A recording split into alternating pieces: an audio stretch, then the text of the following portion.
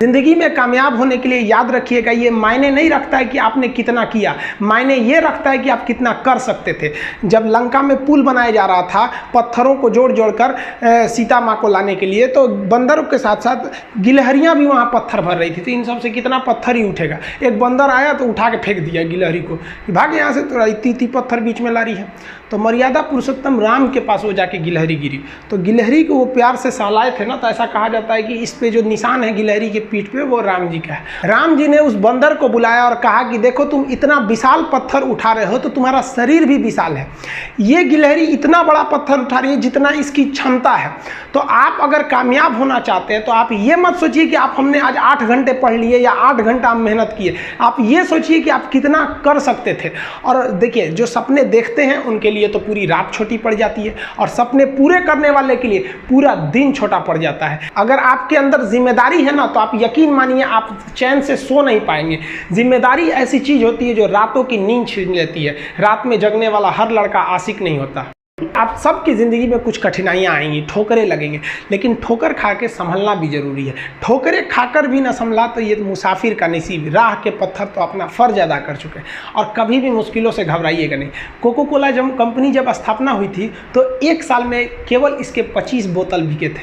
Company का दिमाग हिल गया था। लेकिन आज के समय में दुनिया में हर जगह कोको कोला बिकता है, और इसने तो फिजिक्स को उल्टा कर दिया। लोग कहते हैं ठंडा मतलब तो कोको कोला। भाई साहब, ठंडा मतलब वो होता है जिसका टेम्परेचर कम हो, लेकिन इतना भी कहा कि इसके आगे लोग भूल गए कि ठंडा मतलब कोको कोला नहीं होता है, ठंडा मतलब वह चीज जिसका टेम्परेचर कम है। इसलिए परेशानियों से कभी मत घबराइएगा। आगे बढ़ने के लिए तकलीफ का होना जरूरी है, क्योंकि छांव आते ही इंसान के कदम रुक जाते हैं और धूप में कभी कदम नहीं रुकते हैं। ज़रूरी नहीं कि हर चीज़ आपको किताबें और यूनिवर्सिटी में ही पढ़ाया जाएगा। बहुत से चीज़ें हैं जो आपकी खाली पेट और खाली जेब सिखाएगी, जो आपको कोई टीचर नहीं सिखाएगा। कहते हैं जरा सी छेद क्या हो गई मेरे जेब में, सिक्कों से ज़्यादा तो मेरे रिश्तेदार गिर गए। लाइफ में सबका स्ट्रगल होता है। हम लोग के भी लाइफ में बहुत तकलीफें आई थी। ज़िंदगी में इतने तकलीफ देखे कि अब अगर तकलीफ नहीं होता है तो तकलीफ होता है। ज़िंदगी ने उस मुकाम पर लाकर छोड़ा है जहाँ पसंद तो बहुत कुछ है लेकिन चाहिए कुछ भी नहीं।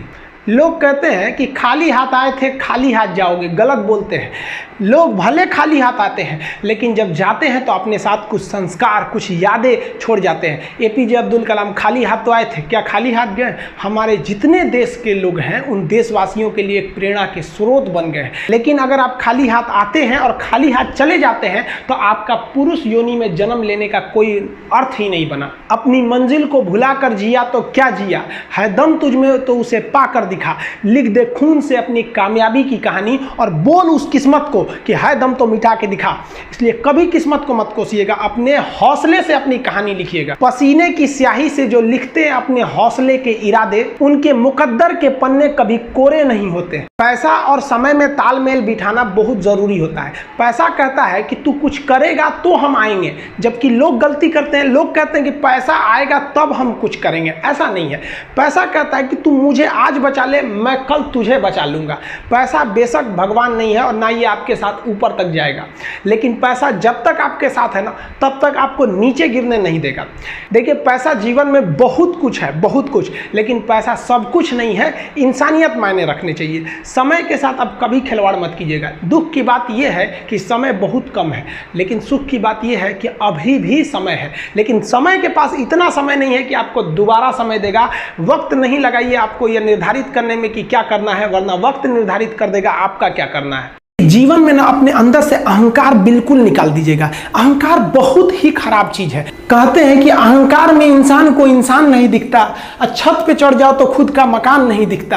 अहंकार नहीं करना चाहिए। छत को बहुत गुरूर था छत होने का, एक मंजिल और बनी और छत फर्श हो गया।